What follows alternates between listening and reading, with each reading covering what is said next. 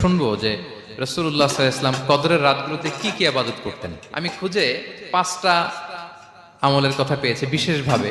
Common যে আমলগুলো সেগুলো তো ছিলই, বিশেষভাবে 5টা কাজ রাসূল সাল্লাল্লাহু আলাইহি ওয়াসাল্লাম এই কদরের রাতে করতেন। 1 নম্বর কাজ হচ্ছে তিনি সারা রাত জেগে ইবাদত করতেন এবং পরিবারের লোকদেরকে ঘুমোতে দিতেন না, উঠিয়ে দিতেন। বছরের অন্য কোনো সময়ে সারা রাত জেগে ইবাদত করার কোনো নজির রাসূল সাল্লাল্লাহু আলাইহি ওয়াসাল্লামের জীবনে ছিল না। সব রাতে ঘুমাতেন।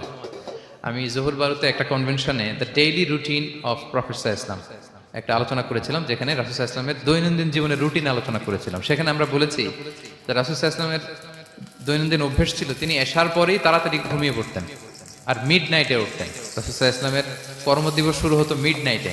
আমাদের তো সকালে আরো অনেক পরে শুরু হয়। রাসূল সাল্লাল্লাহু আলাইহি ওয়াসাল্লামের কর্মদিবস শুরু হতো বেসিক্যালি মিড নাইটে। এশার পরে কথাবার্তা না বলে আগে ঘুমোতে যেতেন, মিড নাইটে উঠতেন, কিন্তু ঘুমাতেন। ঘুম ছাড়া রাত কাটাতেন না। সারা বছরের এটা ছিল যে এশার পর ঘুম